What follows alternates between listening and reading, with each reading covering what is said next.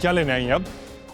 जाए यहाँ से। अरसलान, होश में और मेरी बात सुनो। मुझे कुछ नहीं सुना मॉम इस टाइम पे।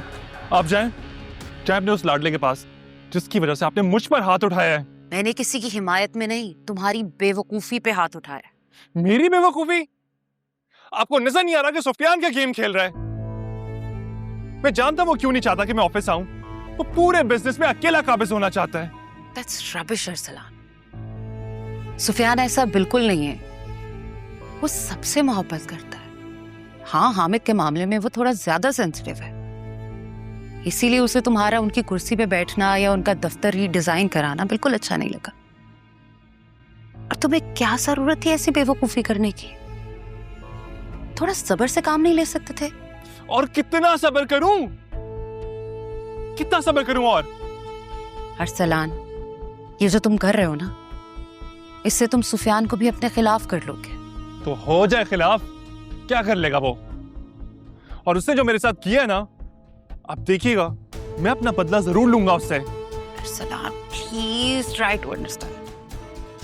हामिद बोल नहीं सकते, लेकिन सुन और समझ सब सकते हैं। ये जो हरकतें तुम कर रहे हो ना, वो पहले ही तुम पे ट्रस्ट नहीं करते। ऐसा ना हो कि कोई इंतहाई कदम उठा ले। क्या कर लेंगे डैड, बताएं? आग कर देंगे तुम्हें। पहले ही तुम्हें फाइनेंशियली बाउंड कर चुके हैं। क्या मतलब है आपका?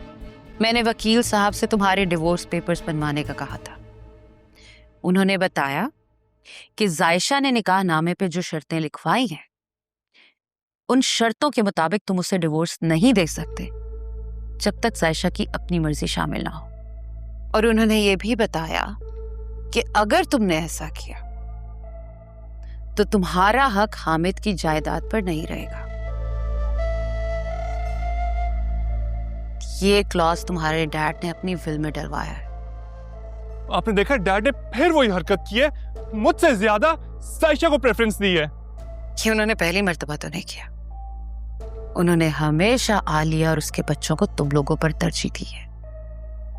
वरना अरीशा का ये हाल नहीं होता। मॉम, अरीशा का जो भी हाल है ना, ऑनेस्टली आई डोंट केयर, लेकिन जायशा को मैं हर हाल में तलाक दूंगा और डैड भी मुझे नहीं रोक सकते हैं।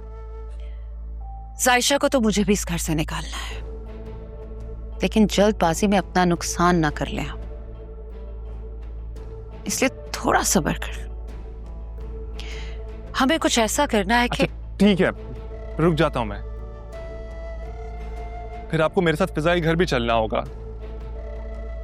आप उसको जाके बताएं कि मेरी जायशा से शादी मजबूरी में हुई है और उसे माफी भी मांगनी होगी आपको। और उसको बताएं कि मैं जायशा को बहुत जल्द तलाक देने वाला हूं। क्या कहा तुमने? मैं फिजा से माफी मांगूंगी? जी मॉम, फिजा ने यही शर्त रखी है कि वो इस घर में बहू बन के सिर्फ तभी आएगी जब मैं जायशा को तलाक दूंगा और आप उसे माफी मांगेंगी, क्योंकि आपने उसकी इंसल्ट की है। दिमाग तो ठीक है अरसलान तुम्हारा। मैं शीरी हामिद कुरैशी की बीवी, मैं उस फिजा से माफी मांगूंगी? मैं सोचा भी कैसे? क्यों नहीं करेंगी आप सॉरी? आपने हर्ट किया उसको,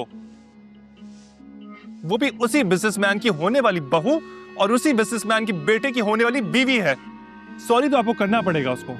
बता दो जाके उसे, जो ख्वाब वो देख रही है ना, वो मर के भी पूरा नहीं होगा। और तुम्हें मेरा मशवरा है, इस फजूल लड़की को छोड़ के ना सुफियान से पैचअप कर लो, वरना बर्बाद हो जाओगे। एक सेकंड मॉम, मैंने तो सिर्फ आपसे फिजा से शादी की बात कही थी। इस सब में आपने मुझे फंसाया है। आपने मेरी शादी जायशा से करवाई है, और अगर आपकी वजह से फिजा मुझसे दूर हुई ना, तो अंजाम अच्छा नहीं होगा। आपको हर हाल में जायशा को इस घर से निकालना होगा और फिजा को इस घर में लाना होगा, वरना मैं आपसे भी बड़ा जिद्दी हूं।